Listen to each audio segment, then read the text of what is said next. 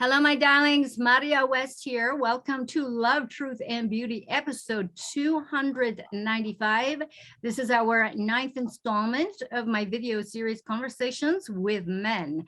And I have with me today my very, very dear friend and colleague, also on the One Great Work Network, Glenn Tramm, who is the genius behind the Great Work Experience and his podcast, Eigan Pad. Please welcome Glenn Tramm. Hello, Glenn. How are you? How are you, Maya? How are you doing? I'm very good. And yourself? I'm fine, thank you. I'm doing pretty good. Good. I'm glad you have me on your show. I know. I'm looking forward. We've been trying to do this for a while.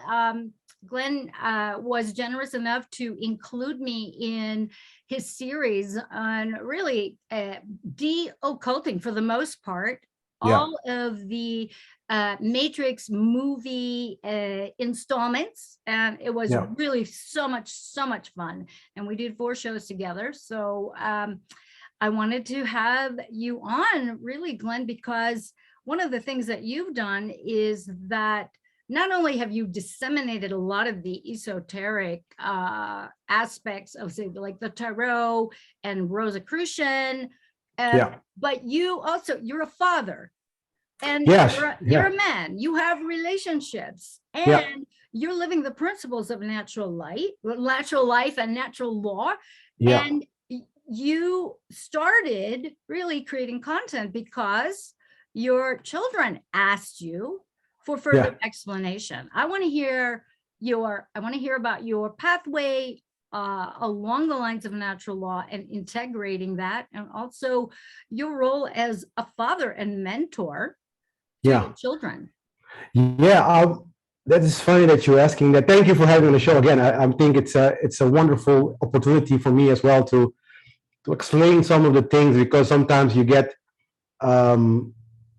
angry people on the show or on my show, or people who doesn't necessarily agree with my point of view, or they're angry or whatever. So they don't know the background of me starting all of this. And basically, that's what you're asking me. Now, basically, I started 15 years ago, Maria. 15 years ago, I started with writing a book.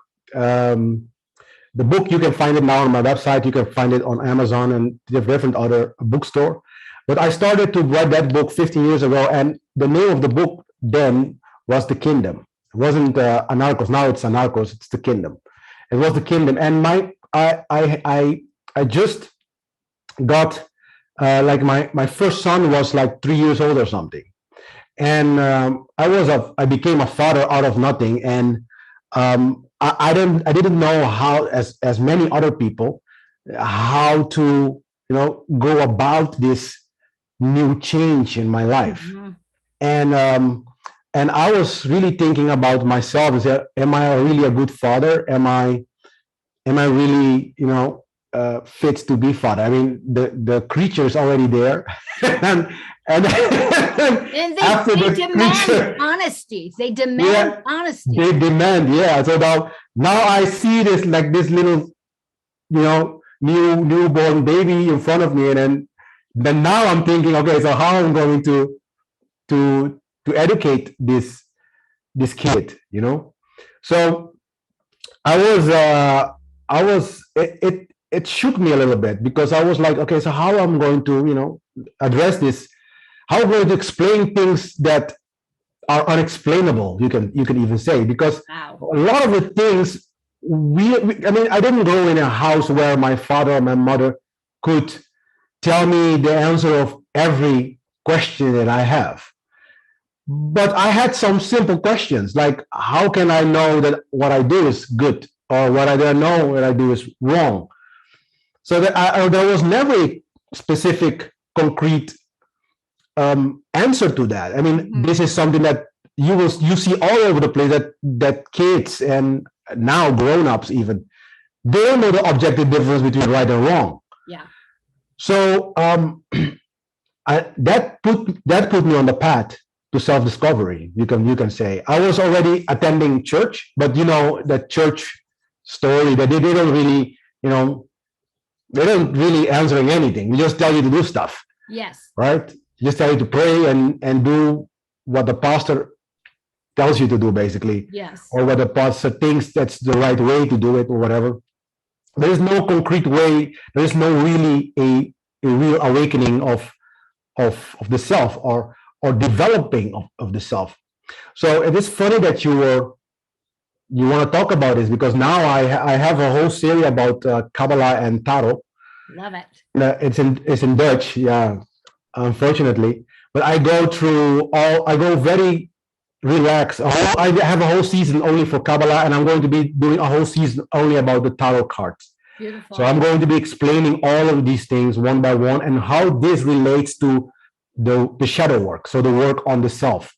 Because my personal reason why I'm doing my work is not only while doing it, I'm developing myself, obviously, but it will help others to develop themselves. Because I believe in my focus is not on the shit that happens out there. My focus is more on give me the tools, yes, so I can be a sovereign being. Beautiful, beautiful. That is as well. It's why yeah. we get along. Yeah. So that is my focus. So I put all my teachings, everything I do online on my show is based on one word, basically, is morality. And I want people to understand this concept of morality as good as possible. You know what I mean? Yes. So and sometimes I say to my own kids, it's like the best way I can do it, and I can tell you to do it, in like to be moral in like in one sentence, you can say, is just to leave others alone. Yes.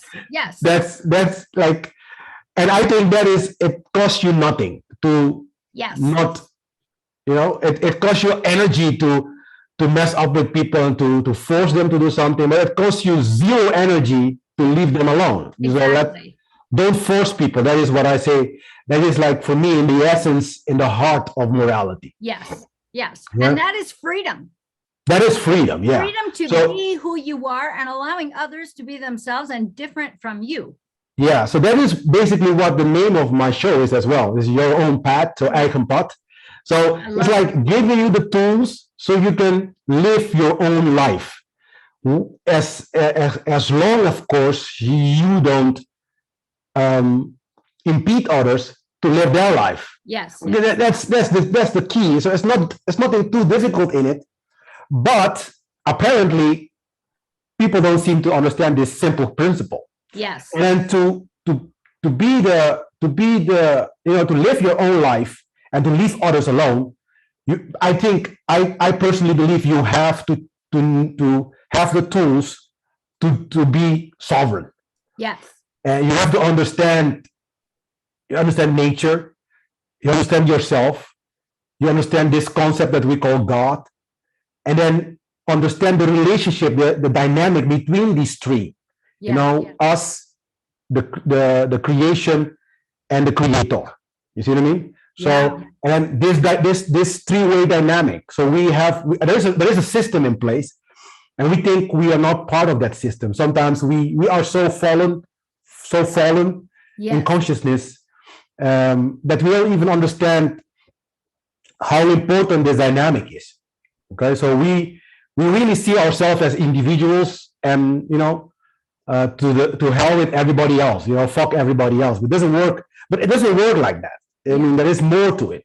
Yeah. So I started understanding this. Even though I went to church, I mean, I started to go to church 15 years of age. So it's, and then I was in it almost for 15 years. And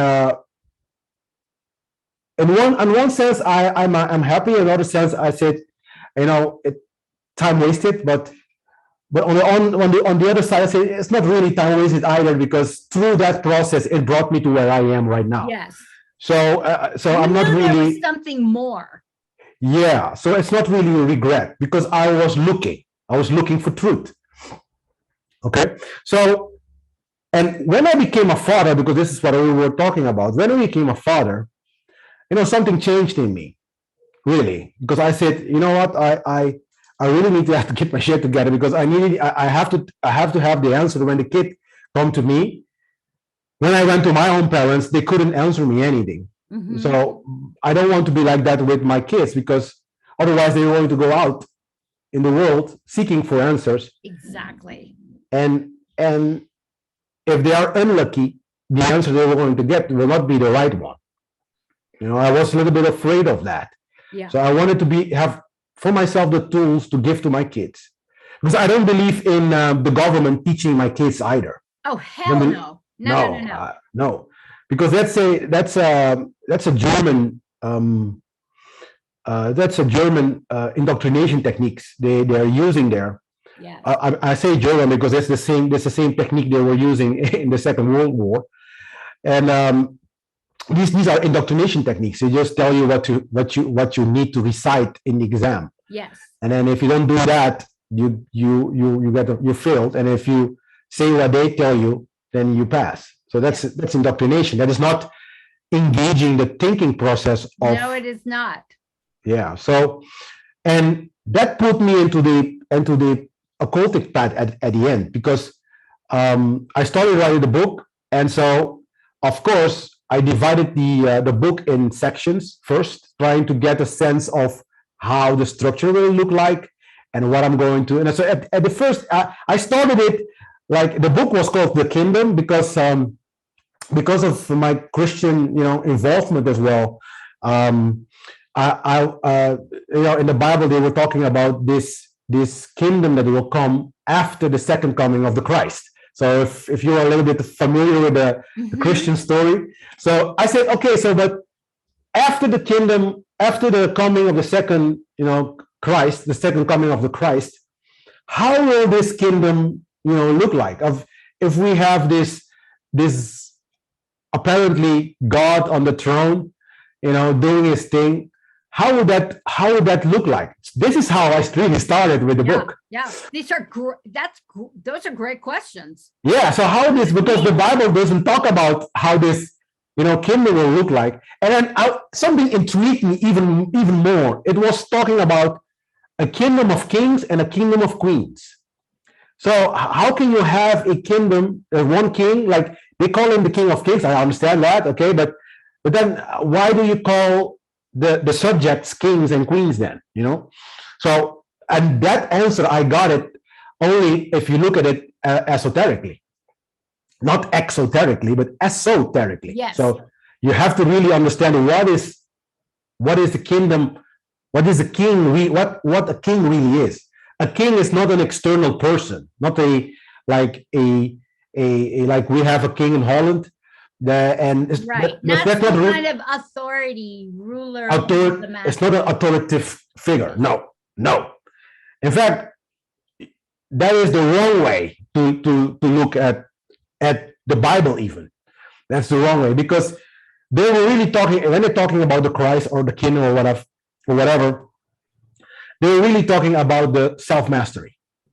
So that is the reason why when I get involved in the occult, and I had a great deal of knowledge of the Bible, you can say, I started to put one-on-one. One-on-one is two. So I started to understand the Bible is not really I mean, there are stories that are true in there. I mean, I'm not dissing the whole book. There are truths I'm being mentioned, obviously, but I started to see as well the corruptions. So like if I read a book called Roman, for instance, or Hebrews, so, but if you put it in perspective, those days, the political parties, they were trying to their control. Yeah, and to control. So now they're creating, and then the different groups that were involved in this control agenda were the Romans. And so the people, who were born in the Roman Empire, but also the Hebrews, because they were conquered all before, if you have to believe all these, biblical stories. So I started to put things in perspective, and based on and then afterwards, I got in contact with material as well. That changed everything. I mean, the moment I started I wrote the book. And then, but I couldn't put like things as the Trinity. I couldn't really explain those things. Yes. So how can you have a God, triune God? You know, and then later, of course, if you understand Kabbalah, that's why I'm doing Kabbalah as well right now, because I'm doing it for the Christians out there, because there are billions of Christians saying they are Christians, but in reality, they are Satanists. Yes. Yeah. You know? They're not living. They're not living it. It's a At all. complete opposite inversion of, yeah. Yeah, the opposite of what a, because I do consider myself an esoteric Christian, not a normal Christian. An esoteric Christian is someone who understand that the work that has to be done is in the self, not a external God Yeah. who will come and purge you from your sins. Yeah. I mean, even if you look at the word sin in the Bible, that's the thing. Even the Christians, they're not educated in their own Bible. So if you look at the Hebrew word for sin used in the Bible, is chata. It's chata. So it's chata. Chata means missing the mark. That's what it means. First of all, it let me, if I hear the word only chata, it let me think immediately on, I don't know why, but the zodiacal sign Sagittarius with the archer. Yes. You know? Yeah. Is your aim true? Yeah. If you're aiming, are you aiming to the right, you know, in the right, are you hitting the spot? Yes. And the beauty of it is I read a book, I think it was from Lamp Lash, I think the author was. The book was called Not in His Image, it's called, I think that's the book. And then it was talking about the Gnostics. It has a little bit of history of the Gnostics in there, which I found fascinating. And and this author was saying that the Gnostics were not calling themselves Gnostics. They were calling themselves telestai. And that's a Greek word, telestai. And telestai means those who aim, those who act correctly. Mm-hmm. Yeah. So this is like the opposite of chata. You know what I mean? So I say, hey, this is interesting. So a Gnostic will see himself or herself as one who understands the law, Mm-hmm. natural law, Mm-hmm. and who understand the objective difference between right and wrong actions, Yeah. right? And who is aimed, who is focused, Yeah. who is goal-oriented, who is someone who says, okay, this is what I'm going, this is the right action to do. Right. And I'm going to, I understand that, and I'm going to act accordingly. So these concepts fascinated me. So I wrote the book to first of all to convey to my kids that freedom is the king of kings. So if you want to have, this is something that I mentioned in my book as well, if you want to have kings, if you want to have presidents, ministers, all these types of authorities, yeah, if you really want that, let freedom be that.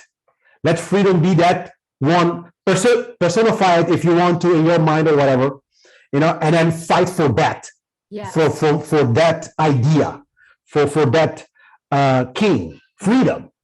So and let truth be your guide. You know, let truth be be a truth seeker. Yeah. So how can I convey this to my kids? How can I tell them, listen? So I try to, because I know kids don't like to read either. So I read, but that was an escape. So yeah, okay, so that's a escape. That's also possible, yeah. But normally kids nowadays they don't really read too much as well. There's too much media. There's too much media. external devices. Yeah, yeah. But I think reading is till this day, I think personally one of the best ways as well to internalize things, because you reading it, you have to use your imagination at some point. Yeah. Yeah. You see what I mean? So I think it's a good way as well to train the mind. But anyway, so I talked, I just thought it through, and I wrote the book. I wrote great portions of the book, and that forced me to start looking for information. So I started to become a truth seeker, which is in itself a very good thing because I'm transforming myself from being someone who doesn't like to go and look for these things in someone that have to. Right. You have to. So that's like the first transformation. It took me 15 years though, because there are a lot of things I didn't understand because I didn't have then, especially in the beginning, the right information. Yeah. And you have to wade through all of that and discern and purge. And it's painstaking. Painful. It was so painful. It was a painful process. And every time I open up my Word software, I was disgusted, but not because I couldn't write, for instance, but because I didn't know how to formulate it. Yeah. I mean, even today, when I read my book, I say, I couldn't change this, say it a little different. But the thing is, I still left it crude the way because it's a reflection of me as well. Then yes. Now I'm further, but and you can do further editions. That's what I do. I will be updating it. In fact, I'm excited for you. Yeah, I'm going to be revisited it. I'm revisited already. Yes. But at least it has the main concepts, the main ideas. Because I always tell people as well, the concept. I want you to understand the concept. I mean, don't focus too much on my language. Don't focus too much if I'm angry.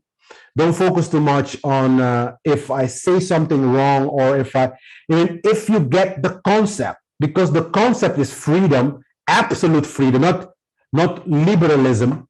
Yeah, right. like people always say, we are liberal. We can do whatever we want. No, we can do as much they allow us to do. Yeah. So that is still slavery. That's maybe a less worsened type of slavery, but slavery nonetheless. What we have to do, so what we have to do is remove slavery completely. So the first thing I really desire to cultivate in the heart of my sons, and I don't know if I am succeeding with them, but at least I get feedback from other people that the book changed their life. So at least I am happy for that. Because sometimes in your own family, there are certain, resistance, which is, I personally feel very strange about that. I'm coming clean in your show here. Tell me more about that. So because most of the time when you if you as a father have done your homework and you have come to understand certain things and you want to bless your family with it, and sometimes your own family is more reluctant and more resistant to hear you than than strangers. That's very true. I lost my family when I published my first book. Yeah, so that was it. I was told to fuck off and die. Basically. No, I think the reason why I didn't lose mine yet is because they didn't read it. Well, yeah. Wow. So I don't think I did either. But yeah. So the funny thing, sometimes I talk things in my show or in any program that I created, and that relates to one family or a set of families. And I do it very comfortably because I know they don't watch my show anyway, so I can say it. Exactly. So that's the funny thing about it. But most of the time you see the bad behavior, the wrongdoing more in your own family. Yes. Than outside. Yeah. So I'm more a father for other kids, you can say, than for my own kids. That's very strange to say. That's because that not all my children consume all of my material. Yeah, yeah. And that hurts me, yes, it because I'm doing it for them. Yes. I know at least they read my book, and they have listened to the first part of my podcast. But I was starting to create these podcasts for them because my first marriage, I blew that one up. Not that I'm regretting, because I learned a bunch of things then. But from the first marriage, I got 3 kids, and I didn't know how to educate them from afar, because that one time that you see them maybe in 1 week or maybe after 2 weeks, because there is you have to agree with the I mean, everybody who divorced know the story, right? So, and sometimes the other part, the ex-partner's schedule doesn't really agree with my schedule, so you don't see the kids. Sometimes you don't see them, and so how can you educate children? Yes. Like this, well, it's a shitstorm that prevents any kind of cohesiveness. Yeah. Because it wants to break up the family. Yeah. So the system anyway wants to break up the family. I mean, totally. I don't know in America, but in Holland, you get so much money when you are a single parent. Isn't that amazing? I mean, they advocate for it. They really. Yeah. I mean, it's very similar here. So you get like people, like women start to be. I mean, they don't even, and I know not all of women are like this, but sometimes you will get the feeling that they don't even try anymore, because they you will even hear them say, like, I don't need you as a man. Yeah. I can do everything myself. Yeah. And that's a great divide. And I know this one personally. Yeah. It creeps up in my own life, even to this day. And I have to check myself. It's like, whoa, girlfriend. Yeah. You're getting triggered by this, and you're getting sucked into that black hole. Yeah. It's mental slavery. Yeah. Because I would personally say, yeah, I understand, because I can do it also without a woman. That's not a problem. I mean, everybody can do it alone. Yes.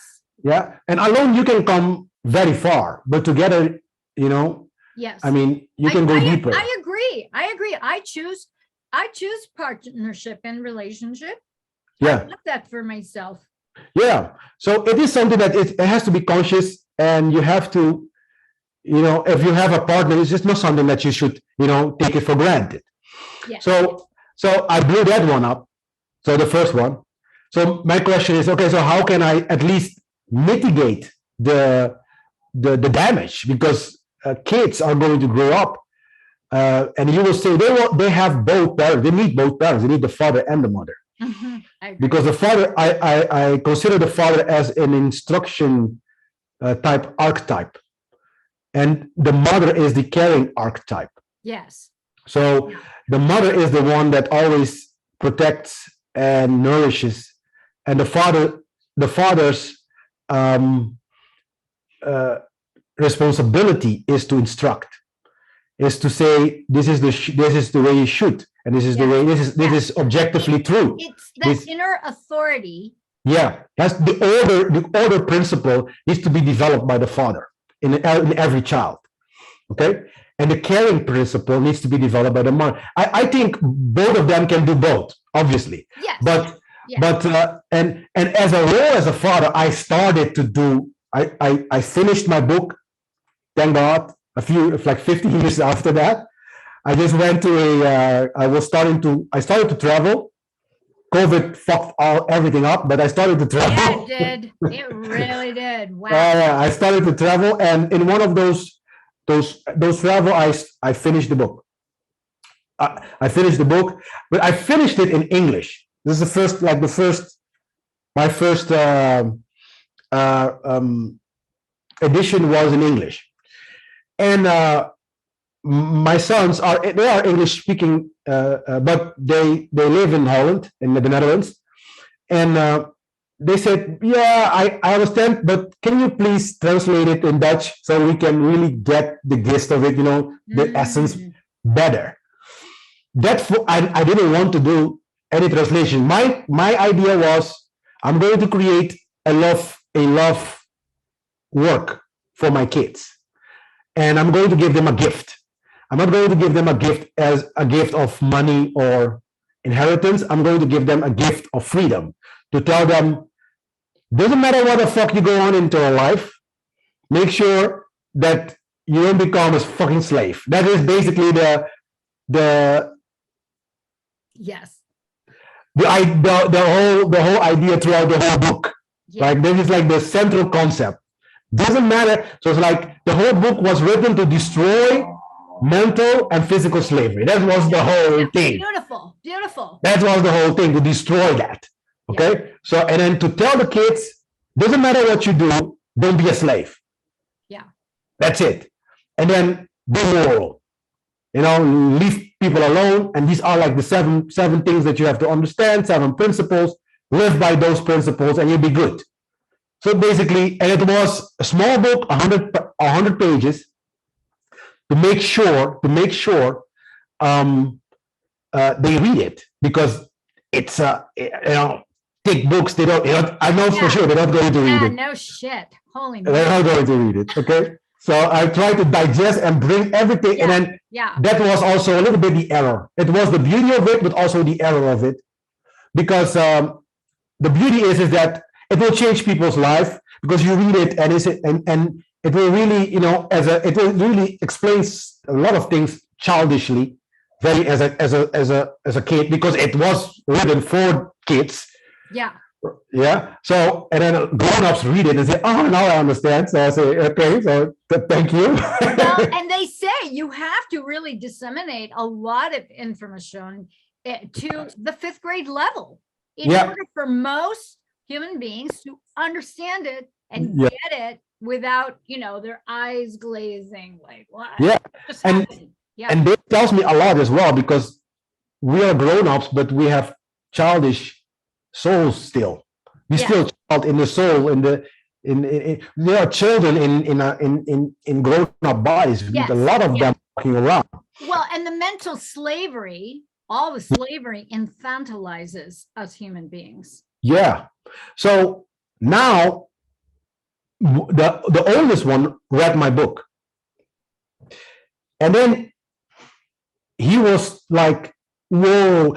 Like I'm so grateful of because my oldest one, his name is Maxwell, and he was one of the first one who read my book, and until this day he's still saying to me, "Father, you can say everything you want, but the best gift you've given me is this information, because this information is the one who's guiding me right now." So I don't have, like, you understand my situation. I don't have this son that I love so much. I don't have it in my house.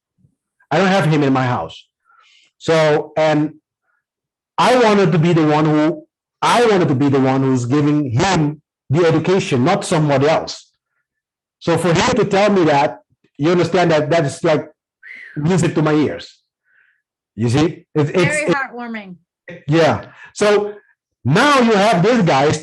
He was the one who told me, translate it in Dutch. So now I had I love him so much. I want him really to get the message. So I translated it in Dutch. Beautiful. I translated it in Dutch. So the book is also now in Dutch. So I give it in Dutch. So when he read it in Dutch, he came back. He said to me, "I have some more questions, though. I mean, I wanted to know more about God. I wanted to know more. What do you say about this, this God figure that all people, calling God, God, God, but what is this, so-called God?" And he wanted to know about, morality. So give him some more examples of, in the world, what things are happening that is wrong. And how can we, so this is like, all these things started to live in him. So this is good stuff, because now start questioning reality in the world. I mean, just the shit that goes down. Yeah. So I said, you know what? I'm going to put down some themes that you are now discussing with me. I'm going to put them down, put it on paper, and then I'm going to start speaking to the computer and creating MP3s, and I'm going to put them online for you. And then when you have time, you listen to it. And I'm going to promise you, and I broke this promise many times, but I said to him in the beginning, I'm going to promise you, it's going to be within 15 minutes. So every week I'm going to put for you online a podcast, and then of 15 minutes. So you will hear my voice every week for 50 minutes. That's the only thing I'm asking for you. And then you can go out and do your thing, your life, and do whatever you want. Okay? So I'm not going, so I don't know what your mother's telling you. I don't know. I don't even care. Everything is okay. I just ask you as a father, 15 minutes every week of your time. And I broke that promise because some of my podcasts are 20, some of them, but I always tell them, okay, sorry for that. I love it. So sorry for that. It wasn't 15, and sometimes I even go up to 40. So, but he says, Pop, don't worry, I listen to it anyway. So I basically just give me a little bit of your time in the week. And I promise you will not regret it, because I'm going to address all these questions that you have. Yeah. All of them. That's so cool. Yeah. So this is how like the Great Work Experience started, because it's called the Great Work Experience. Because at this point, I did understand that the Great Work is an internal work. I didn't even saw the Great Work as an external work. Yeah. Yeah. I mean, in the church, they externalize everything. I mean, now and then you will hear the pastor say, yeah, you have to change, but the focus is on Jesus as an external entity. Right. And basically the Jesus they are talking about is you, and the changes that needs to be happening is internally. Okay? So by extension, it will affect the world. Right. Obviously. Right. So if everybody starts being moral, the world will be moral. This is basically the principle of correspondence. Correspondence. There's that's no brainer. So I started to really see the whole work basically as an internal work. So I started to look for so my first challenge was, we need to break the ego. That's the first step. We need to break the ego. That's the first, and then break the old patterns of viewing things to replace them with new and better thoughts. Yes. Yes. Like one of the first things I started to teach my children and tell them is that the first order of business is having this attitude of I have the Dutch word, I don't have the English word, nederig, which is to be very receptive, to be someone who is willing. Yes. To learn something new. Yeah, to be curious. Curious. Yeah. So I want to instill that, because I want them to have this desire, because I understood one thing from the beginning. The one who's really working on themselves, and the one who's really working on the mission of the great work, externally and internally, is the one who cultivates something that I call desire. And many occultists call that desire as well. Yeah. Okay. So it is this desire to better yourself. It has to be cultivated. You don't be egoistic and an ass, telling yourself that this is who I am, and I'm not going to change. No. Yeah. And that's where most people go. That's what I mean. Indignant, that indignation of being willfully ignorant and just closed off, because they say, this is who I am, I'm not going to, this, nobody's going to change me. Those kind of attitudes. Yeah. You have to really, these are ego. These are vested in, these are ego at work. It's ego at worst at work. Yes.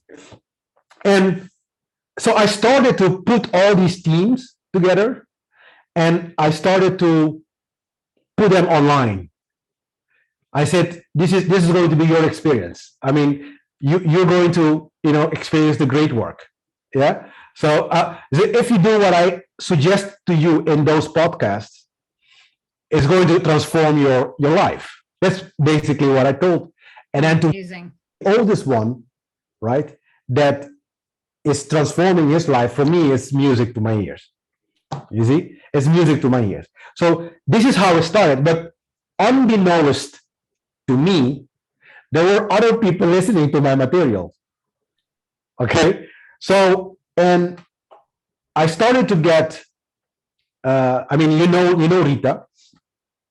She called. Rita. Hi, Rita. Hi, Rita. She called me one day.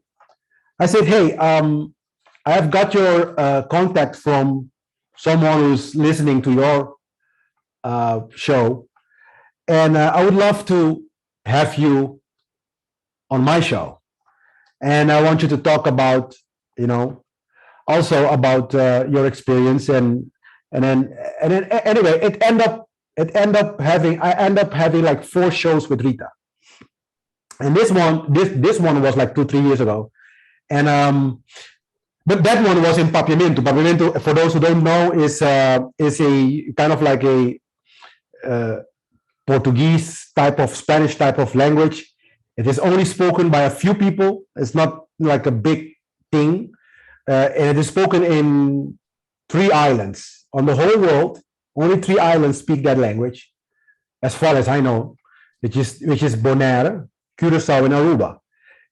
For those who don't, many Americans know Aruba. So if you know Aruba, and beside Aruba, you get Curacao, which is the biggest island, and then you have beside Curacao, you have Bonaire. So the only 3 islands, they speak that language. So we were having this conversation in that language, in Papiamento, and the show was an esoteric show, basically, because I am an occultist. So I was talking all these concepts. I was explaining them as well, which I was explaining my own kids, but I explaining the people of the island as well. So because I really want them to be on board as well, because as the whole world here as well, we have immoral people as fuck. Yeah. So yeah, it's pretty fucked up. It's really because we have a lot of influence from America as well. Yes. That makes it a little bit harder, even because we really follow America in many aspects. Yeah. Okay. So anyway, so this is how I got to the show, and then from that she said, you know what? I really want you to really have your own show where you explain to the rest of the world these concepts. Well, I said, you know what? I don't want to really explain these concepts to the world. I want to explain them to my kids. So my focus is still my own offspring. Until I think it was Mark Pasio, in one of his programs, he said, "What the fuck are you doing with the information?" I remember that podcast. He was a bit animated, more than usual. Yeah. So, I can relate though, because I get that way. Yeah. So what the fuck are you doing? So he was very hard on us that day. I was laughing my ass off, but I said, this guy, he has a point. Yeah, he does. That changed the whole setting. So this is funny because when I have my podcast, in the beginning is always really directly to my sons, and the moment you start going more and more to the future, to now, you will see that the whole tone changes, everything changes. Yeah. Now I'm speaking to the public. Yeah. So Mark was very crucial in me going outside. And he was also the crucial person, me finishing even my book. Because even though I was writing the book for 15 years, there are some of the concepts I couldn't put my fingers on it. Especially this thing, this freedom thing. Because I'm explaining to you what the problem was. I couldn't get the right political structure. Mhm. Because, okay, so the kingdom will come. What type of political structure we will have? Yeah. The one that many would say is, oh, we will have monarchy. But monarchy, we already have monarchy. So for those who are not living in Holland, we still have a monarchy. Okay. So for the American listeners out there, I mean, people are still stunned to hear that we have monarchs. Yeah, we still have monarchs, and they still sit on that throne. We really have, they do really have a throne. Yeah. They really put in some of their ceremonies, you will see them wearing their crowns. Yes. They will have their capes, I call them capes. Yeah, no, they are. The regalia is like amazingly like what? Oh, oh my. They still have their carriage, like the golden, they have their golden, I call them carriage. I don't know if that's the right name. And then they ride in the streets of Amsterdam. Yeah, they do these things still. Yeah. They will have their ceremonies and they will really have what I call the occult ceremonies. Yeah, no, I've seen it. I've seen it. It's quite lavish. It's quite lavish, yeah. And then people are so proud of this bullshit. No, and they're talking. They're hypnotized. They're literally in a trance. Yeah, and then they are so in love with this master some way, somehow. Mm-hmm. I say, really, really, you really don't get it. So anyway, so to go back to the book and to the kingdom for me was, okay, so what type of political structure will it have? And there is no political structure that I could find. So I couldn't finish the book because I'm not going to finish something that I'm not really comfortable with. You know what I mean? So I couldn't. And until I watched one of Mark's materials, and Mark says, you know what? And in Mark's material, he's talking about absolute freedom. Anarchy is the right structure for all of it. So even because before I got in contact with Mark's material, I got in contact with one book. It's called The Kybalion. And that book changed my life. Yeah. That book really changed my life. I first read that when I was 12 years old. It was given to me by a neighbor, and it smelled terrible. A cat feed all over that box. And it was that, and there was another book by Maxwell Maltz called Psycho-Cybernetics. Yes, I was hooked. Hooked, yeah. It was. I read Psycho-Cybernetic as well. Yeah, it's a good one. Yeah. So it changed, but the Kybalion changed my whole perspective on things. But it still didn't give me the formula of freedom. How can we live as a society under those principles? Under those principles, yeah. So I thought it through. I said, so how would a life be like under those principles? And so that drove me as well to structure the book in two pieces. First, the principles itself. So I call that the foundations, the fundamentals. So it's are like fundamental things that everybody really need to understand in such a state. Yes. Yeah. And then the second part is the natural state, what I call the natural state itself. So a state where we all will be basically sovereign, kings and queens, but over the self. Yes. Not over each other. Yeah. Yeah. So the king is the rulership is the rulership about the self, about the own being. And this is one of the most important aspects of all of us. And unfortunately, many of us in the freedom community focus our attention on the bullshit outside. Yes. Yeah. But that's the hijacking of our attention, which is necessary to even advocate for the very first principle. That is beautiful that you say that. It's a hijacking of of attention, because we talk about this in my show, the Matrix, the owning your attention. Yes.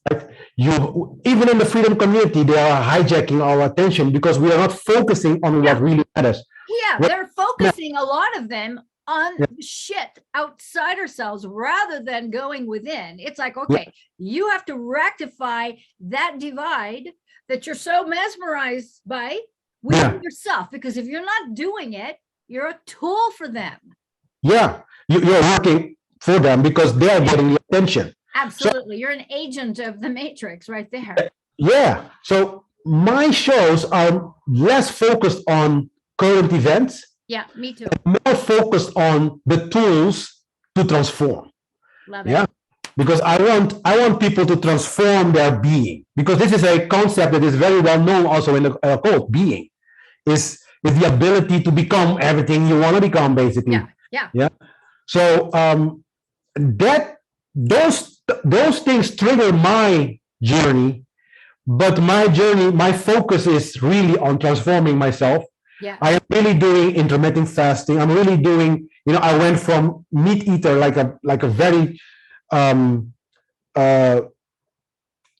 know you have different views on this, Myra, but I love you anyway for everything you're doing. Don't worry. I'm intermittent. So yeah. The thing I'm saying is that it's not about, I don't see it black and white. I don't see it if you meat eater that you are a bad person or you are a vegetarian or because there are some vegetarians, they are idiots as shit. So the thing is, you can't think properly if you can't form a complete protein. I'm kidding. I'm fucking kidding. I know. But what I'm saying is that the idea is being able to transform yourself into something that you want to see yourself, as long as you don't do other people harm. Yes. You know what I'm saying? So for me, that is something very crucial. Leaving the whole, at least people in freedom. Yes. Yeah. So, and then growing that way. Now we are not even growing, we are shrinking the other way. So we are becoming more and more enslaved. So as long as okay, so I'm like this, I know that I'm not perfect. You have to recognize it. You have to look, you have this thing. You have to be radically honest about what you're up to and what you're not up to. You can't bullshit yourself. No, you have to be blatantly honest with yourself. Yeah. Putting the worst, you look at yourself in the mirror. People don't do that. I wasn't comfortable doing that. I have to confess myself. Yeah, it's painful. It's very painful. It's not fun. You will be like, I was in the like I was myself really focusing on changing myself, but it's the other way around. Sorry, I wasn't really willing to change myself in the beginning, right? But starting to confronting myself with a lot of questions, because writing the book put a lot of questions before me. Oh yeah. Yeah. Yeah, it's a mirror of your life. Oh, it's going to be. It really is to a huge degree.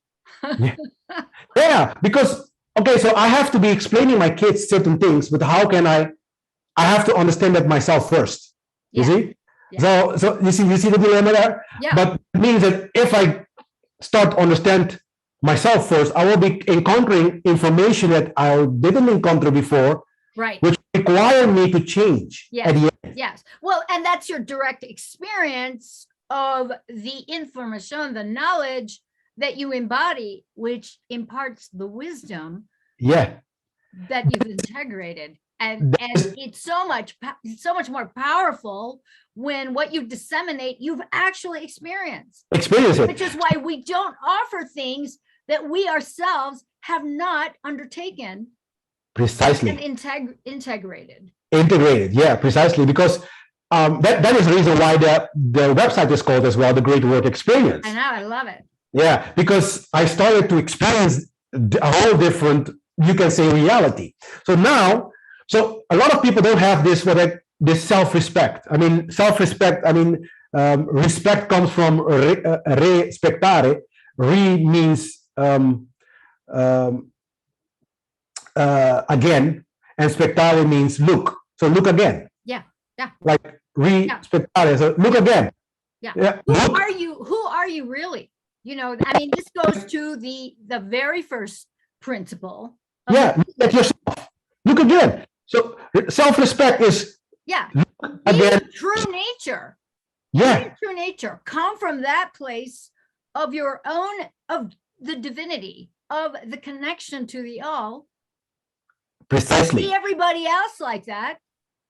Yeah, because if you start understanding our role on Earth, because we have a mission as a human species, we have many people don't think we have a mission because I think they believe in Darwinism bullshit. Yeah. They think we are here by accident or some shit like that. But we are not. We are part of, like, I call it part of the whole creation, part of the whole body of the created being. Yeah. You see? So you put us in, we can be the heart for that matter. You know what I mean? So the heart of this big, humongous cosmos. I don't know. I mean, I'm just saying something now. I call it the heart-based new humanity. Yeah. Of like really being our true divine natures. Yeah. So the question is, can you imagine if the heart says, I don't want to work properly in your body anymore? So you're gonna die. You know? Yeah, pretty much. Yeah. So the idea is look at our reality as being one big body, and as the human species having a part on that, in that one big drama, cosmic drama, I call it. We are part of it. Yeah, we are. Pretty much part of it. And so the question is, okay, so but how are we part of it? How do we relate with this? And then you will come to the point, to the principles of morality. So what is morality? Right? What are the other parties that also are being, are part of this drama, that is in the creation and the creator, and we as intermediaries, as agents. So how do we relate with all these, the two others? Because we have the nature and we have the creator. So how do we relate to them? They relate to us. But we have to relate to them as well. So what have we done as men, as human as a whole? Even we just said we are individuals. We have our own life, our own world, and fuck the rest. This is basically what we have done. That is why we are in the mess where we are right now. Because we don't relate anymore to nature. We don't see nature as part of us. We see nature as a complete different aspect of us. A complete inversion of all three. And we don't see the creator as part of us. We see the creator as something, even in our religions, right? It's always an external entity. It's never outside of us, who's going to give us hell. Yes. If you don't comply, it's like, what? You go to hell. without understanding that we are all already in hell. Yes, exactly. And it is based on moral principles. That we don't know how to be moral. So that's why my whole work is about that. It's about morality. That's the only thing I'm living. I don't care about, these are side effects. Every event that happens in the world are side effects. For me, quite honestly, we will have to come to the point that many of us, if not all of us, will have to start not only looking at the current, I think current events are good for examples, right? But I think we will have to start teaching morality more. That is something that I really hope. I agree. All of us will have to start doing. So because that will put us in the position of understanding what more objective morality is. and really go deep down and give examples of how that can go wrong, like you are doing as well, because many of the time when I hear your podcast, you say, yeah, I went through this, and this is how I go through it. And then you're really doing your best to, be objective about things. Yeah. And I really love that about you as well. Thank you. Yeah. So this is basically my journey. And to be honest, I have sometimes, like the last 2 weeks, no, not the last week, the week before, I got 3,000 views, like immediately after my show. And I keep being stunned by the reaction sometimes that I get, some good ones, some bad ones. But as far as I know, we need more Dutch speaking. If you are Dutch speaking, you're listening to my OS, consider being one of those, great workers out there to give people the right tools to become better. Yeah, because we need them in our side of the world. Because I think in America there are a lot of good people. I saw a lot of good teachers out there. Yeah. You being one of them. I think for me, I love the way you bring the feminine energy to the in the game. Put it that way. Yeah. And then, I mean, it's part of that. It's part of that. The nurturing role, as also the creation, the generative role of disseminating information and sparking that inspiration, so that people go, oh wow, I never thought of it that way, or to connect with the feeling of, okay, this is why I keep questioning reality. We have to become comfortable with our cognitive dissonance. Instead of checking out and going, yeah, fuck this, I'm going to go get stoned, which is what most people do. Go and get high, or they drink, or they shop, or whatever, or they put on the boob tube because they don't want to confront. They don't want to confront the icky feelings that they have when they don't question things that they really should be questioning, instead of going along to get along. Yeah. So what you're saying is very crucial, because this is the problem that most of us have. We are so traumatized. I mean, humanity is traumatized. Yes.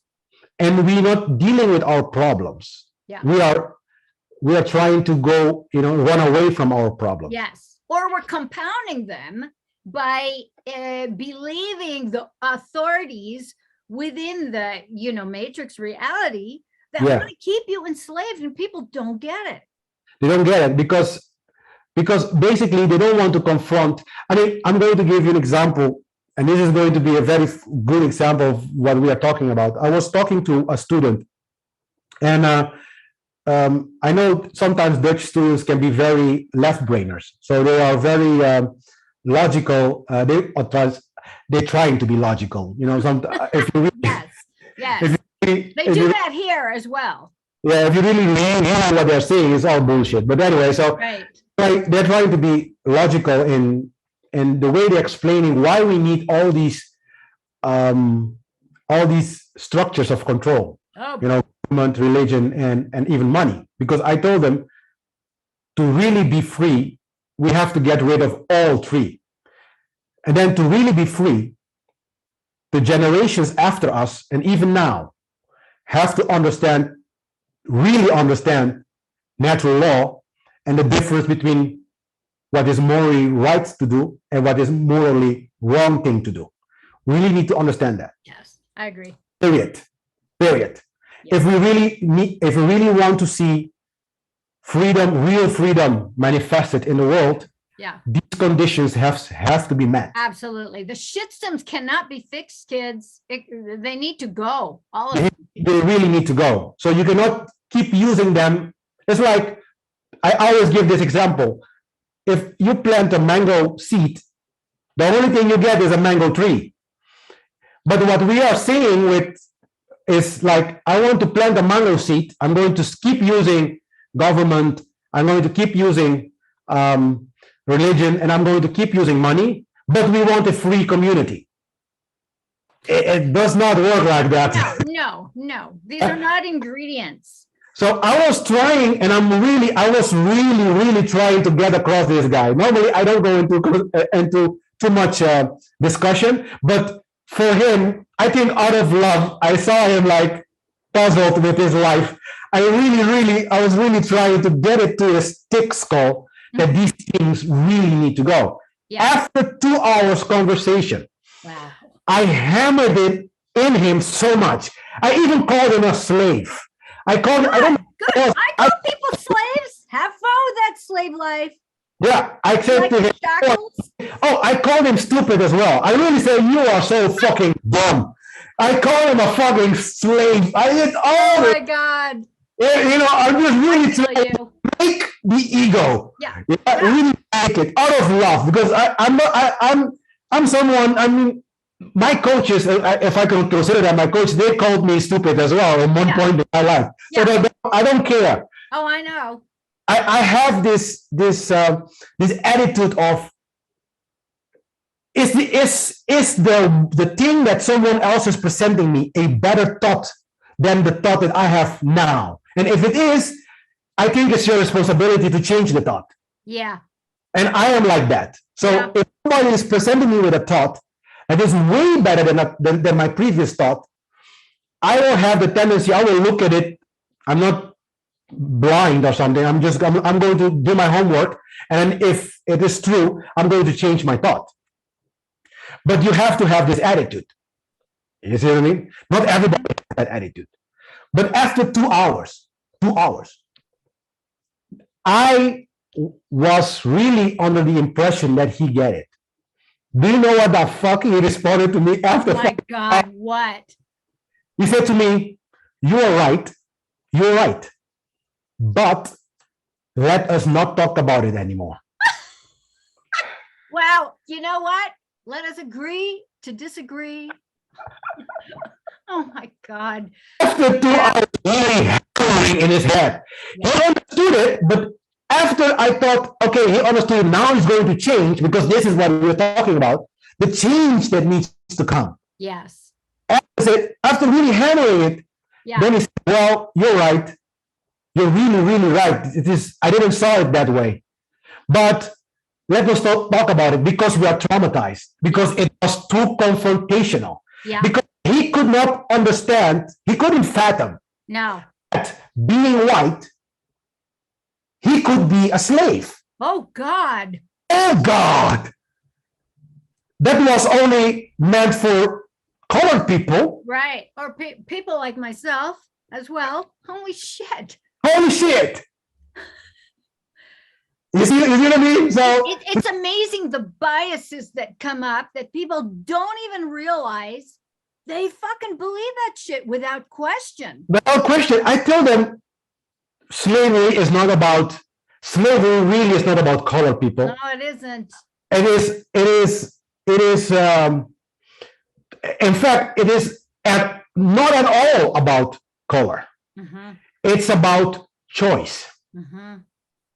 It's about choice. It's about removing choice. What they made it a attribute thing, which is the color. Yeah. But it's not the color.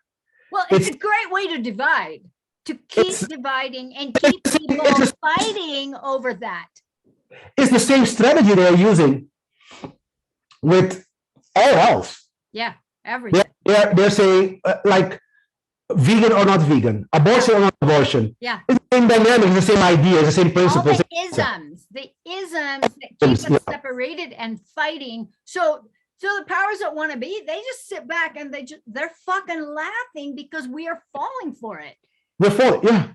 Yeah. They're observing the same principles that Glenn and I are endeavoring to teach you guys. You have to wake up to it. They understand all these principles for themselves, and they're using these principles against humanity who doesn't want to understand that there is another way. There's a correct way and an incorrect way to think. Yeah. So, and this is a problem that they will have because people will say, yeah, there is not a right way to think or a wrong way to think. There is a right way to think. Actually, there is. There is. Yeah.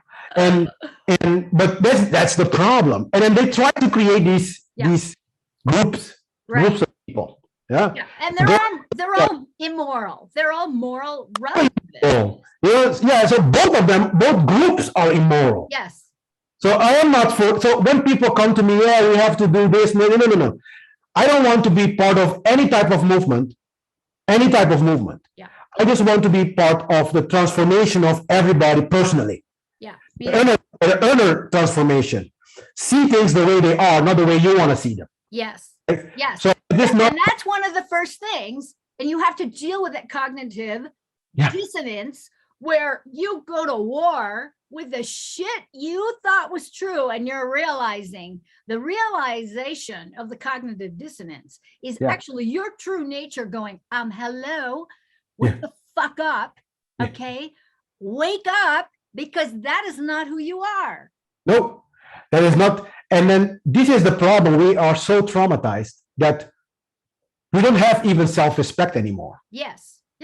Yeah. So we see ourselves as our circumstances, our mind control, our programs, based on the comparison between all the folks in the matrix that we all look up to, that celebrity mentality. And it's ridiculous. You have to see yourself as part of the all. That is who you truly are. And if you can't, and you see yourself as a loser, you see yourself as your programming or your traumas and your victimization, well, there you go. That is what you're going to live as well. From within, so without. So without, So, but how can we remove this trauma? I would say. I mean, you are more versed here than me. Well, I mean, you're just as versed in it as we have to go to the Hermetic natural law principle, starting with the very first principle, the principle of mentalism. We have to understand that, and we have to embody that. We have to up-level our thought quality, our thinking. Freeing our minds is based on that first principle. Okay. So because the point is that a lot of people, they don't even want to look like I'm giving them the tools. Yes. But you have to go to you are somewhere in life. Yes. To pass some barriers, because a lot of people have a lot of excuses why they don't do things. Yeah.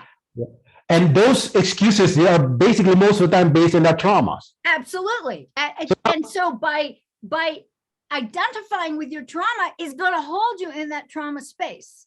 You have to see yourself beyond your trauma as the divine creative being that you are, because when you start thinking that way, all the trauma deactivation gets activated incrementally, one after the other, after the other, after the other, because you are up leveling from victim to consciousness to your true nature. Yeah, but what I do teach is that this is one principle that I just talked about it as well, but it's the desire. Yes. Yeah. But you have to have the desire to change. You have to have the desire. Absolutely. You have to want to end your suffering. Yeah. And unfortunately, in the matrix, suffering and victimization is weaponized. It's rewarded. Fucking rewarded. Shit. Yeah. You get money for being less than who you are. It's like, stop. I can't. Yeah. But the people, and one of the things that I, through my years of conversations with many people as well, not only people in my show, for instance, but also outside that I get around me, many times they don't even have the desire to change. Yeah. They don't even have the desire to know truth. Yeah. They are so traumatized as well. They really want to. They're tired because they go to work as a slave from. Well, the matrix is completely plugged into all of their energy systems. Yeah, and then they suck their energy. And then there's no desire, there's no inspiration there. There's just they're fulfilling their script and their role as a complete utter slave. And then they pass it on to their children, who do the same thing generation after generation after generation, And then they don't ask themselves questions. Yeah. Why should I do this? Why should I do that? Yeah. Why? Yeah. So, and then try to get the answer. I think personally, I do think, because in my journey, Maria, in my journey, I never, every time I ask a question, I get the answer. Absolutely. I do believe, and this is a belief. Because I don't have any scientific basis to explain it. Yeah. Well, we don't need that, because it Not cannot always. be explained. The all cannot be explained. No, it cannot be explained. But everything in the all is already in existence. So the answers to any question that we have is already there. The solution is already there. So you have to line up to it. I do believe that if you have a question and you really want to know the answer to it, you will be one way or the other, the universe will let you to it. Yes. You will get the answer. Yes. Doesn't matter how it comes. It's not for you to decide, but you will have the answer. So the only thing your part is to desire it, but desire it so much in such a way that it will have this idea of, if you don't desire it so much, you can even die. Yeah. Yeah. Your life has to, like you have to desire it so much that your life depends on it, kind of a way. Absolutely. If I explain myself rightly. Yeah. So this is like the type of people we need. But because you wake up 8 o'clock in the morning and go to sleep and come back at home at 6 o'clock at the evening, or at night even, and you have to cook, clean, do all these things that everybody else has to do, then you're so tired. Yeah. You're not using your virgin, I call it a virgin energy. The morning energy is the best energy. I do my studies in the morning. Yeah, me too. I'm up very early. Very early. Very, very, very early. I have my things that I need to do, by the time it's 8 o'clock, 9 o'clock, where most people are still asleep. I have done my self-care. I've done all my things. I am, I'm lit, man. Yeah. I'm fucking lit up. But I study in the morning because I use that, I call it the virgin energy, because it's clean, it's new, and then it helps you focus. Yes. And that is also the reason why I changed my diet, so I can have a better focus. Yeah. So I can have I can feel a little bit better, because my mind is my body is an extension of my mind. Yeah. So if I take care of your body, you take care of your mind.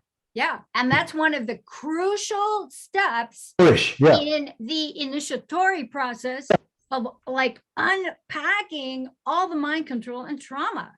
You have to take care of your body. Your body, our bodies, kids, are the vehicle through which divine creative energy runs through us so that we can move formless into form.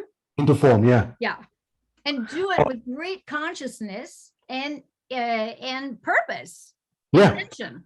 Yeah, because at the end we're all parts of consciousness. Yes. Of the higher consciousness. Yeah. Yeah. Expressing itself. Yeah. For itself. Yeah. And in a sense, we will have to go from this traumatized human race to a more traumatized human race, to a more human race. Yeah. Right. And this is the great work, people. There is nothing else is the great work. I mean, giving kind of like a show only on current events, those kind of things, is not the great work. The great work is the change that needs to be done in all of us. Yeah. And it starts internally. It starts internally. Yeah. It starts internally. So this is how I based all my materials, is the internal work. I mean, there's only one, I can remember only 1 or 2 times that I talked about the COVID pandemic, for instance. Mm-hmm. And because one of my students online has asked me to address it. He asked me to address the Great Reset. It's the book from Schwab, I think it's the author. Mm-hmm. He just put it plainly in there in the book how they're going to be working in the scamdemic, in the pandemic. And then I was discussing that book in conjunction with another concept, which is order. So what is true order versus what they are presenting to the public as Right. being order. Right. It's not order. Compliance. Yeah, it's slavery, right? But this is what I wanted to tell you. People really there is a gap in the way humanity understand basic principles. There's a very big gap. They don't really understand what freedom really is. In fact, we cannot even imagine what freedom really is. Yeah. Because if you tell me that there is no other solution, if somebody comes to me, many times they do, by the way, they come and say, there is no other way but using money, religion, and politics to organize our affairs. If you cannot imagine that, you are not awake. You are pretty much asleep. Yeah. Yeah. Awakening is not a good feeling. I mean, the good feeling is okay. It isn't. It's like, holy fuck. What the fuck am I doing here? Yeah. So a lot of the new agers, they want to just meditate and have that good awakening feeling, they say. Right, exactly. Yeah. Not take action. Oh, everything's allowed. It's all good. Yeah, and one of the excuses I hear a lot as well, Maria, is, what can I do alone about it? This is something I hear like all and it's like, dude, it starts with you. It starts with you internally. The funny thing is, you know how many people told me that bullshit? I do. I hear it all the time from hecklers. Hecklers, when I'm at a speaking thing, people throw that shit at me, or they tell me, I know what you need, lady. It's like, oh God. Yeah. And it's like, okay, but you know what? I think it's important, though, to put ourselves in front of an audience that would normally throw rocks at you, because it's if you get to one person and blow their minds so that they really start to question themselves, because they're on that teetering edge, because they know something is way fucked up and something needs to happen, something needs to change. That makes it worth it, So I always tell people, you can't speak to echo chambers all the time. It's good to have agreement. It's good to have conversations where there is, a common thread, one heart, one mind, and we're aligned. Like we're having a conversation here, and we're going to be putting this out into both our audiences and all these other platforms where other people are going to be able to connect with us. That is part of the purpose, because, there are way too many human slaves that are out in the fringes, that are like on their own, looking for a way out. Their fucking crappy, shitty slave lives. Yeah, because they cannot imagine it any other way. Yeah. They think they are awake. Yeah. And this is a propaganda that has been for years. It is so much propaganda. I mean, the whole occult study is about freedom. It's about morality. It's about how to understand natural laws, also how to understand nature, and how to relate with nature, and how you can be. There are also parts of it that's how to be sovereign. So how you can be sovereign upon the self, but also upon the elements. The elements that influence all of us. How you can be master over them. So this is basically the job. But it's a system of knowledge that deals with all aspects of life, right? But we pick only a few of them, and we say, okay, this is then the great work. No, the great work is the internal stuff, and the internal stuff, you need a knowledge of everything, basically. Yes, everything. Absolutely. Yeah. So cool. How are you doing, sweetheart? We've been at it for about an hour and a half. What's your energy? I'm feeling fantastic. Awesome. This is a great talk. How about we go another 5 to 10 minutes and wrap it up? Okay. Okay. Yeah. So What are you up to? What are you up to currently? So currently, I am doing. I am revisiting my book. It's called Anarchos. For those who don't know, it's Anarchos. You can look it up on Amazon for the American audience. It's called Anarchos. Okay. Anarkhos.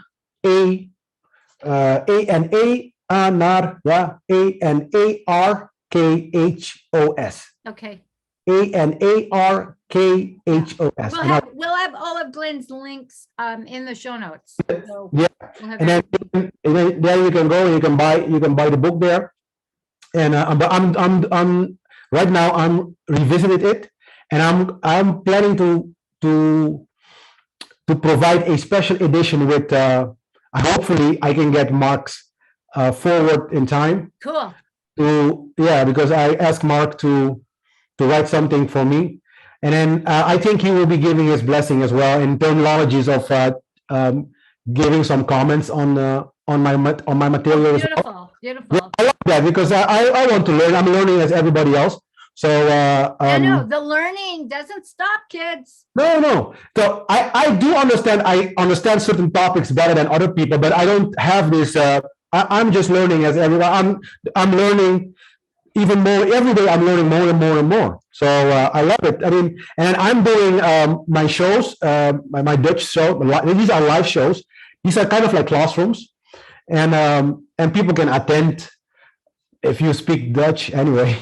And then, but even if you don't speak Dutch, I mean, you can attend. But it's in Dutch. I don't know if you can understand everything. But I deal now with Kabbalah. I'm explaining Kabbalah as a tool to develop yourself. Yeah.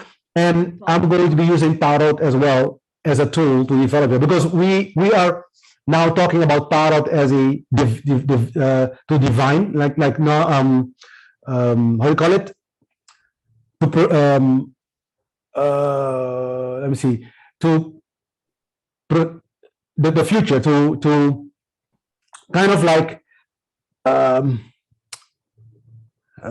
do you call it? I just lost it. Is it like predictive or? Thank you. Predict the future. We use tarot nowadays to predict the future. Yeah. But tarot is not. It's very deep. That the symbology and archetypes are like. These are archetypes. Just like with the Kabbalah too. I mean, the Kabbalah as a way to navigate reality. Yeah, is a way to navigate. So that's internally, actually, mind, heart, mind, body, soul, yeah. And also the external of waltzing in and out of the matrix. It's a pattern. It's a pattern. Yeah, so, it really is. And then I'm explaining these patterns and how to use them in your own life. So again, from my first show, I mean, in my first show, I talk about 7 principles for a moral society, because my focus is to get the society having the right understanding what moral behavior really is. Yes, we have to start there. Yeah, we have a very strange thought about morality. We think morality as being something religious, maybe, like, or even they're even talking about everybody having their own morals. If everybody has their own morals, how can we coexist together? Because if somebody believes that killing someone else, without even warning or whatever, so what we want to do is what I want to do in my show is so now I'm doing Kabbalah, and then after that, which I'm going to be doing tarot, and then after tarot, I think I'm going to be I'm going to be talking about them both together. So I'm going to talk, so it's going to be, so I'm going to first deal with Kabbalah separately, and I'm doing kosher Kabbalah, because many people don't know that there are three types of Kabbalah. The first type is I call them kosher Kabbalah, which is, and it is written with a K, with a K. Mm-hmm. With a K is a kosher Kabbalah. Kabbalah with a Q is Hermetic Kabbalah. Mm-hmm. And then Kabbalah with a C is Christian Kabbalah. This is where like some of the church members starting to use Kabbalah as well for their, and then but they put some their own type of philosophy. Wow, I love it. Yeah, so it's not a belief system. Many people think that you have to believe in Kabbalah. It's not. It's just a pattern. It's a blueprint. Yeah, no, it really is a tool. It's a tool. Yeah, A really good. very good Yeah. toolkit, rather. It's a toolkit. Yeah. Yeah. So but I tell them all the time. We as an occultists start in Egypt. We don't start before Egypt, because before Egypt, even like this information, they go way beyond Egypt even. Yeah.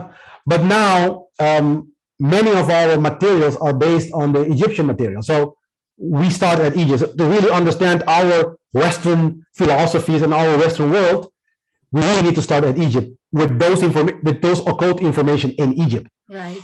So so you can get a sense why we are doing the things we are doing now. Yeah.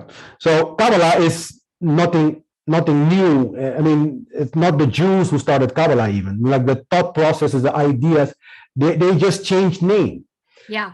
Yeah. Because in Kabbalah they're talking about let's give you an example. They talk about in Kabbalah about Ayin and Ayin Sof. Ayin is absolutely nothing, and Ayin Sof is absolutely everything. Yes. Being titles for the creator. Right. And in Egyptian mythologies, they call everything absolutely everything. They call it if I'm not mistaken, Nu of Muit. You see, and then you have Atum Renef. That's all aspect of being, right? Of the creator. So you have different names for the same thing. This is what I'm trying to tell you. Yeah. So it's just through time. Yeah. Giving different names, Yeah. but they get adopted. They get adopted. Yeah, and then depending on the culture, that's why you have like a kind of like a split between the Eastern culture and the Western culture in terminologies of esoteric knowledge. But at the essence, they are talking about the same thing, because the truth is singular, is absolute. Yeah. So so this is basically what I'm doing. I'm trying to get this concept across to people, at least in my environment, and I'm trying to be the best conveyor of truth as possible. And then I do it through my books, I do it through my websites, I do it through my podcasts, I do it through Eigan Pad, I do it through different mediums, I do it through interviews. I'm really trying to get and your everyday life.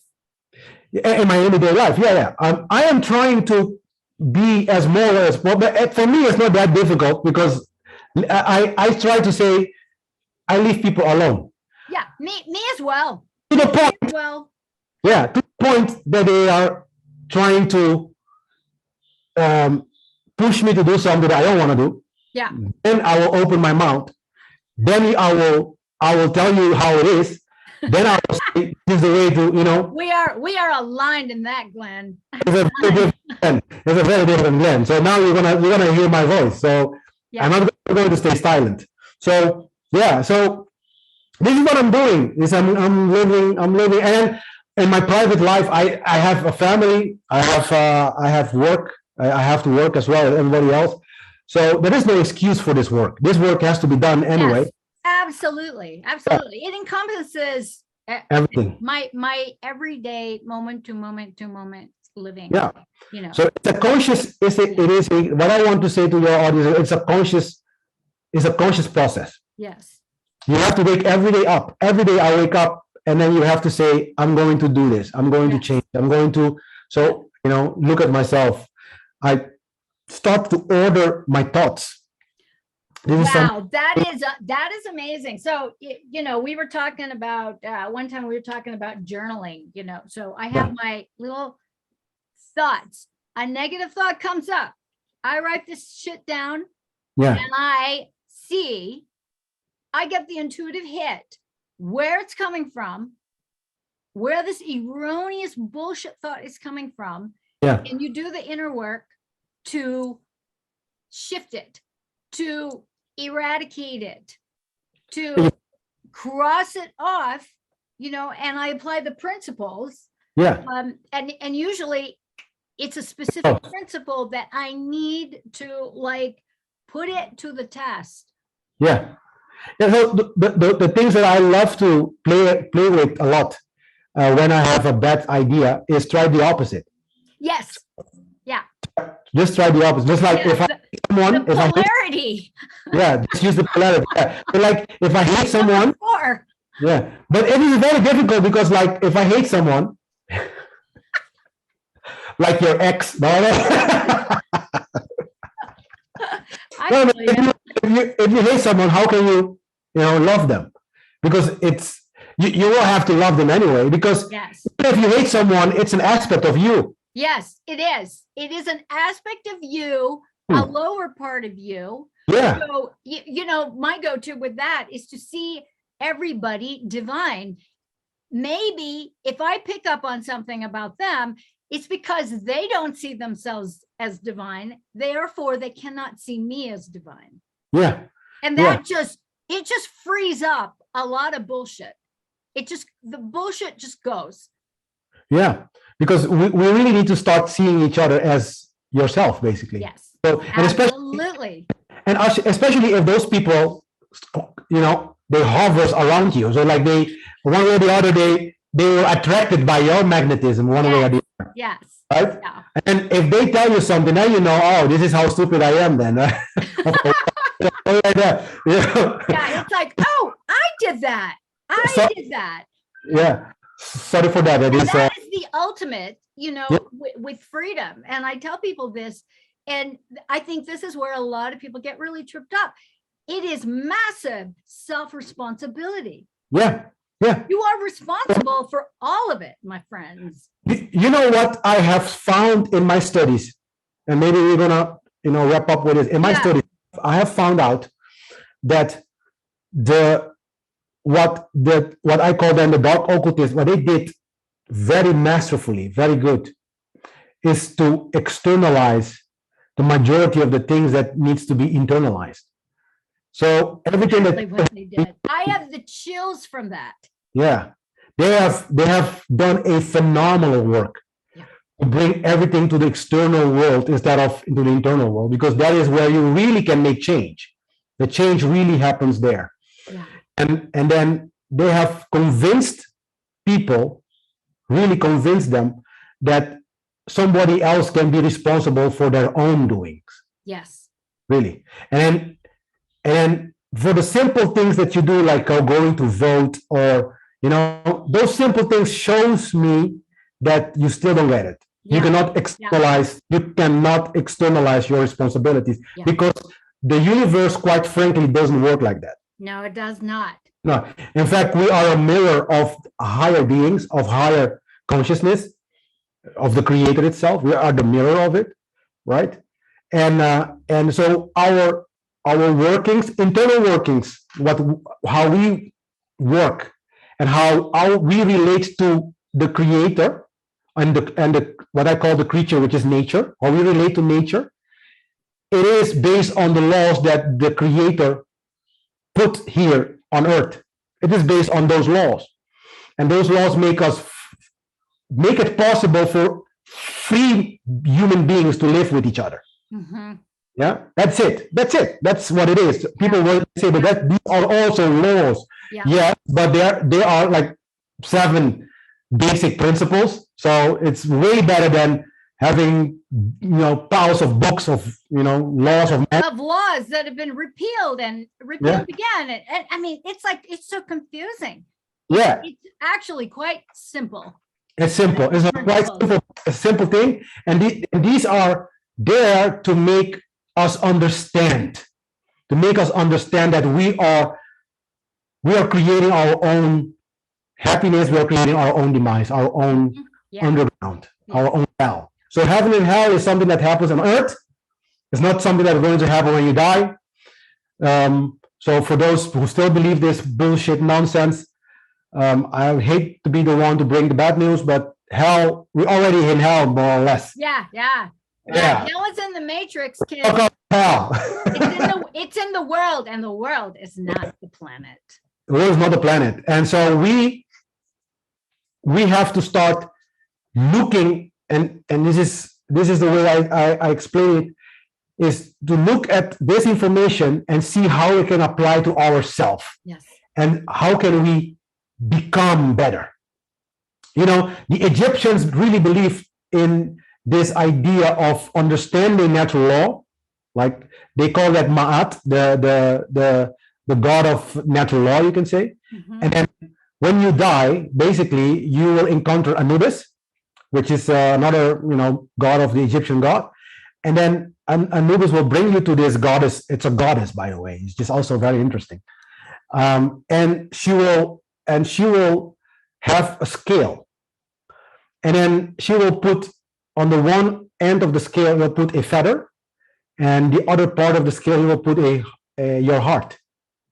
And then it will scale, so it will scale your heart against the feather of truth. Right?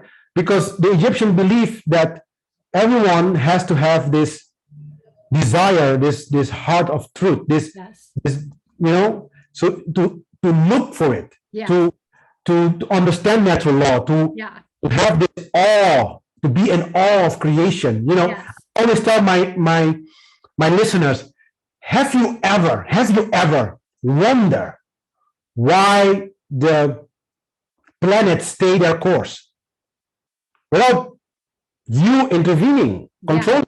It stay their course. Have you ever wondered why the seas go this further and then they draw back? Then they go this further and then they draw back. Have you ever wondered these things? Sit down and understand how a small creature can transform itself and become a butterfly. How awesome it is if you just, take your time in a day, because we are so much in a rush. We are so much rushing our days and doing this and doing that. We don't even have time to enjoy the beauty of creation, which is meant to be enjoyed. And we don't do these things anymore. And then the Egyptians, their whole culture is based on being a being that respect, understand nature. Yes. And that is called morality. That's morality. So my first was about these 7 principles of order, of love, of having the right action, acting wisdom. These are qualities that we all have to develop. So now I am giving the Kabbalah lessons, and I'm using the Sefirot, the 10 Sefirot, as a way to explain the qualities that we all have to have internally. Oh, beautiful. Internal work, yeah. So this is basically my work, and in the near future, I have one or few. I have few interviews coming up as well. Cool. Also in Holland, because people are listening to my shows and those kind of things. So I'm starting to get traction in Holland as well. So the universe has been good to me, to be honest. Very good. Am I happy? Not really, because we are still shitty people. Not really, there's still shitty people walking around. I think we can all be really, really happy when we see the world starting to understand freedom in the real world, the real freedom. Yeah. Then you will start seeing me being really happy. I'm still struggling. I have my things. Yeah. Sometimes I'm being very, very angry in my shows. Yeah. I feel you. Yeah. Because I explain this every time, Maria. I explain every time. How can you be angry at stupid things as, for instance, football? Yeah, at sport. It's weird. It's very weird. And I've been there. I was there once upon a time, and it's like mind blowing, where you realize, wow, that is being hijacked right there. Yeah. Things that make no difference in your life personally, it's just sucking your attention. Yeah, they're sucking, and then I say, but you don't even and that is what I say, the wrong placement of anger. Yeah. Don't place your anger there. Yeah. The right place to put your anger is when other people is trying to take your freedom away, take choices away. Yes. Your choice. Yeah. So give you an example. And this is where I give examples of things that are happening right now. So, like from the scandemic example, right? You have two choices: either you inject or you test. And I was one of the first. I think one of the first things on the island that says, "I want either." Yeah. Should be, that's a choice. But see, they give you two choices, and you think I'm free to choose, but it's not true. Yeah. No, it isn't. You see? Amazing. Yeah. So the choice of not choosing has to be there as well. Yeah. And still be free to be yourself. I don't know any other way. You don't know any other way either. So I always know. I always say no. And then that's the magic word. No. Yeah. The lost word of no. I love that's that. The lost word. Yeah. Yeah. No. All right. Thank you, Glenn. Oh my God. My God, God is all that is. Just amazing conversation. Yeah. I love you, my friend. You are doing such amazing work. Thank you. Thank you so much for gracing my program, my show, with your presence and your wisdom. I love everything that you're doing. I wish I knew Dutch because, anyways, it's okay. I get it. I get the flavor. I get the essence of who you are, what you're all about, and what you're doing. And so do you have any, and we'll have all your information in the show notes. Do you have anything to say before we? Not really. I just want to thank everybody who's listening to this podcast as well. And because if you're listening, that means that you understand that something needs to change at least. And I'm glad, because some people don't even take the time. So for that, I am very, very happy. I do have some materials in English though, but they are minimum.